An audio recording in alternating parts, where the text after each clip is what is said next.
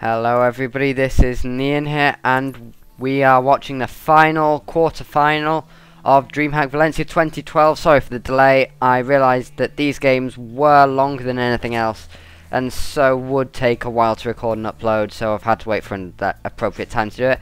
But it is going to be on GSL, well not GSL, but done for the GSL I think it was. It's Metropolis. And spawning up here in the 3 o'clock, it is going to be Vortix from Karont3.Esports Club, based in Spain. It's a Spanish esports team. And as the blue Terran, Rice, it is going to be Quantic.TheSTC, who is their sort of main star and just general ace player. The only other sort of player like that would probably be Sase. But those are the only two players that spring to mind at the moment. Well, they are the people that Quantic managed to get into the bracket of the round of 16 at DreamHack Valencia. But we are going to see the Scouting Overlord coming over and seeing that it is actually close positions by air. So will this make Vortix want to do muters is the question that I'm asking. And we shall find out in about 5, 6, 7 minutes as to whether he does. But we are going to see the drone scout coming out as well as the Overlord scouts. The Overlord beginning to head out because those Marines could be out shortly depending on which build STC goes for. It looks as though he's going to go for fast CC. And yes he is, he's going for CC first, which is quite a bold move. It indicates that he wants to play a macro game, but Vortix is going for hatch first as well. So it looks as though it might gear up into quite a macro game. This isn't to say that once the drone is gone, STC might just halt production and just go and build a barracks. In fact, he's building a barracks as we speak, as well as Vortix laying down that spawning pool. So it could be pretty much mirror builds at the moment. We're getting gas from STC though, and from watching him play a few games, he does quite like to go mech quite a lot of the time. I've seen him go 1-1-1 for quite a number of games. But the drone is going to sort of run up in here, and it may spot the gas. I don't think it has, but yeah, no, Vortix's Overlord has spotted the gas. So Vortix, presumably, he's done his reading up and knows that STC does quite like to do 1-1-1. But we are going to see Orbital Command coming down for the STC, and the second gas being taken. So it is pretty much defined as going mech now. And we did just see, I think that might have been a barracks that was just cancelled to make room for the command center. But we do have 2 queens on the way, one for either hatch and as well as 2 zerglings, which are going to probably come out and try to deny that SCV, which they are doing. So the factory is now on its way, and the lone marine is going to probably go out to back up its SCV buddy. However, the queen is just going to take out that SCV pretty comprehensively, and those 2 lings are going to go out and do a bit of an advanced scout, as in they're a bit more agile than the drone. And marine's going to be backed up here momentarily, and we might see a bunker thrown down at some stage.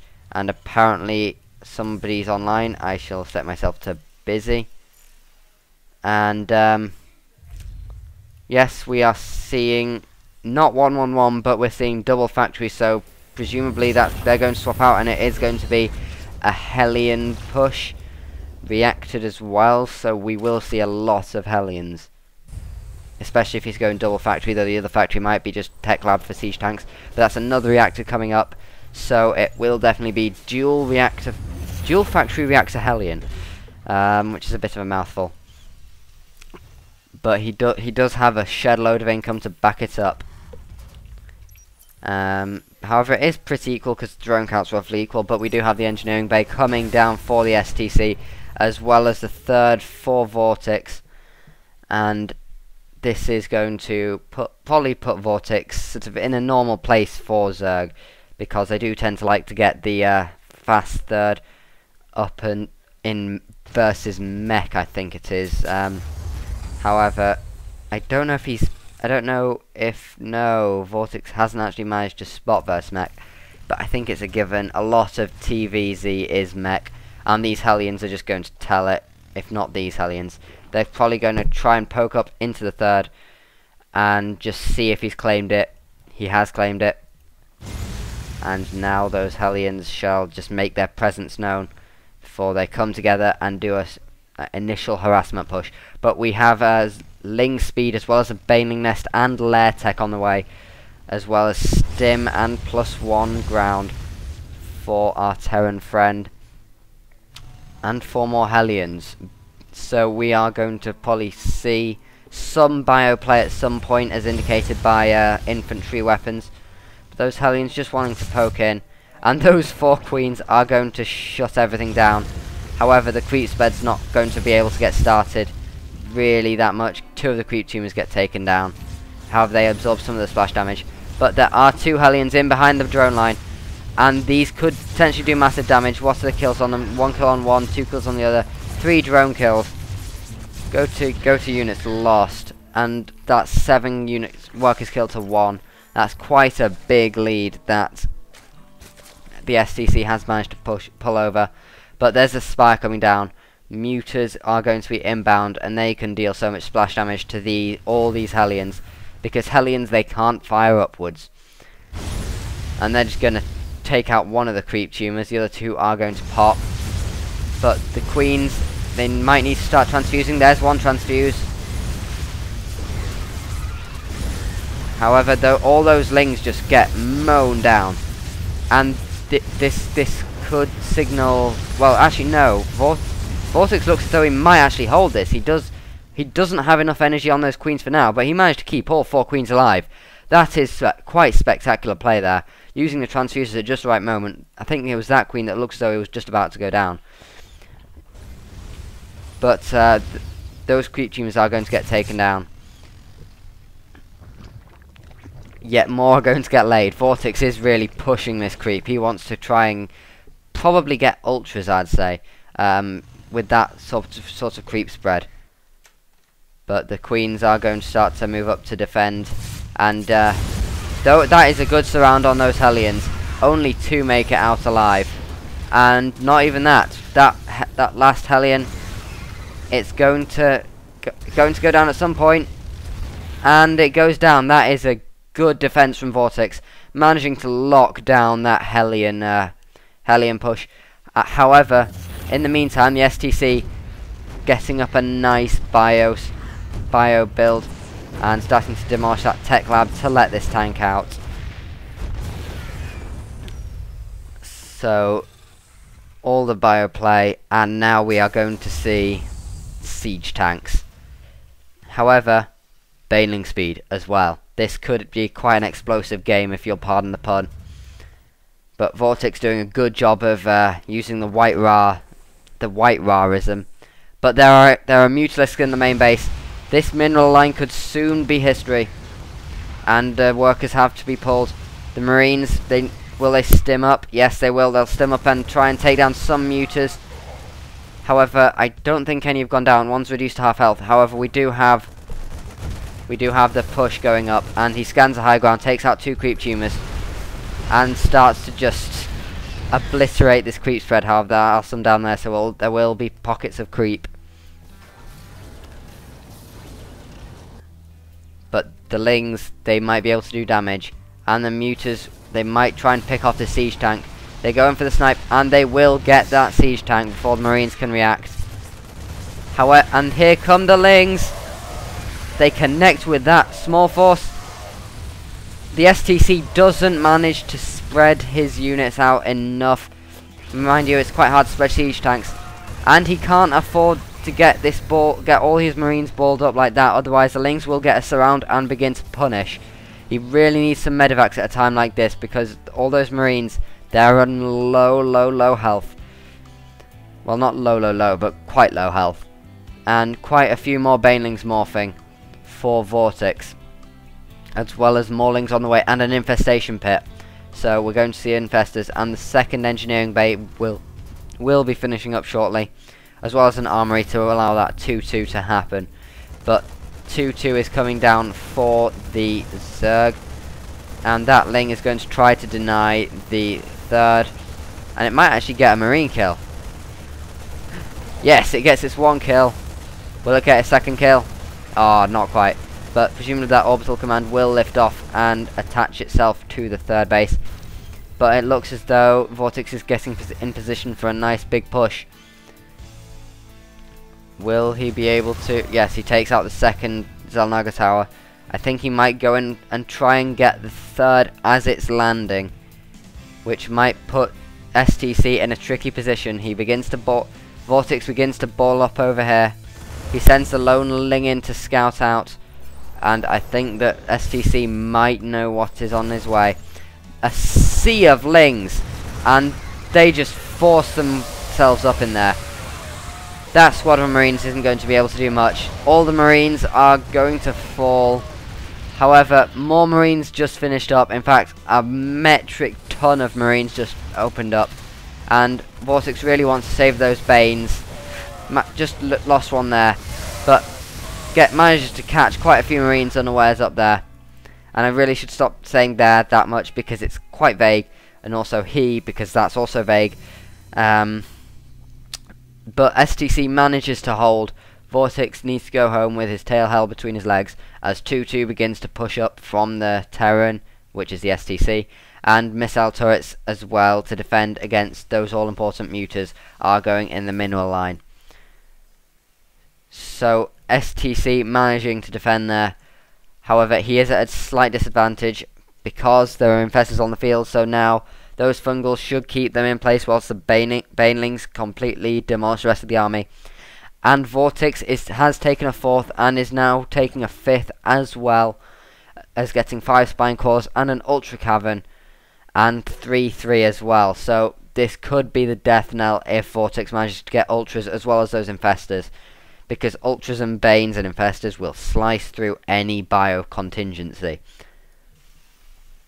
We do have another CC, presumably it's going to be morphing into a planetary fortress if it ever does complete. Will he be able to get a snipe off on a couple of the infestors? No, but a baneling is wasted by Vortix. And the siege tank does siege up. And STC needs to be careful about what he does with his tanks, because he almost lost one there in the melee. Command center still managing to get built, but STC might be going for some drop play by loading up these medevacs. He might be trying to deny the 5th and 4th as well, which could put him back in this game, because then Vortix will be on the back foot. But I think that's just 3-3 coming out all across the board, as well as 6 muters. This could be the end of Vortix, because Vortix is only on 2-2, and 3-3 would just be far superior. And also Vortix has way more units than the STC, so I don't actually see STC coming out of this unless he micros for his life, because quite a lot down. But we are going to see the drop up here, possibly, and he should begin to move out now. And this hatchery will not survive, but the Ultralisk are beginning to push up with the infestors. A small force was decimated just there, and one of the Ultras is on low health. But STC needs to bring his Marines back home, because though that tank line is getting shredded and those Marines aren't doing much, STC really needs some Marauders right now. But he has no tech labs on any barracks apart from one, and that's only just making Marauders now. He did not scout this Ultralisk play. One of the Ultralisks goes down, but those supply depots are on fire, and those Ultralisks are going to be able to come up into the main base. He needs to try to stutter step those Marines and Marauders as best he can. He brings the SCVs up to try and repair what's left, but that fire is going to burn that supply depot down. No, it's getting repaired, but we do have the 3rd getting denied. So Vortix shaping up to do a great two-pronged attack with Ultras in the front, Ultras in the rear. Nowhere really that he can go. But now the STC knows there's ultras on the map and is getting just doing the command center tango. But that Zergling is going to deny that command center. But STC learning the hard way that you can't be in two places at once. That Speedling, don't know what it's quite doing. It's going to attack that command center. What will that Speedling be able to do? Come on, I believe. And it dies. But the question is, will the command center get fungled? You see scouting factories, you see scouting barracks, but you don't see scouting command centers often. It's quite an unorthodox tactic brought out by the STC, but desperate times call for desperate measures. And the fourth is going to be allowed to land, but not before. Ultralisks everywhere. Fungal on the medevacs, fungal on the Marines and Marauders, more fungals galore, and Banelings decimating pretty much anything. The Ultras sweeping up, and just their pincers managing to tear through anything. And that lone Marauder will eventually go down. And I think the Infestors might have enough energy in them for a couple more fungals. But it won't be much. And those Ultras are going to start to take down that command center pretty quickly. However, it is lifted, saving it for now. All the mules do fall to the inbuilt time bomb in it. But the Ultras are getting lower on health. One may go down. Yes, he manages to push one back. And the STC manages to hold yet again, which is impressive. But there's more forces reinforcing for Vortix. He doesn't have any on the way now, but infantry armor level 3 is finally coming up. But there's Broodlords as well. These are going to be completely unexpected. And I don't know if mainly this force is now 50-50 Marine Marauder. He's not going to be able to defend the Broodlords, surely. If he manages to defend the Broodlords, I will be just amazed. Because there's Marines, and also there's no music. Why is there no music? This is unusual. There is actually, this is like the calm before the storm. But units lost tab, pretty even. But those Broodlords, they're going to start coming in and doing some damage. That siege tank, the Broodlords are going to start. Those Broodlings have 3-3. They're going to be super effective against this Bioforce. That tank falls, and the units lost is going to begin to climb. The Marauder's not really able to do much. There's the GG from the STC. And those Broodlords were a stroke of genius from Vortix. He knew that it was mostly Marauders in that force. And those Marauders, they're not good at shooting Broodlords. They're good at shooting Broodlings, but not Broodlords. Anyway, I've been Nian, and I will see you in Game 2.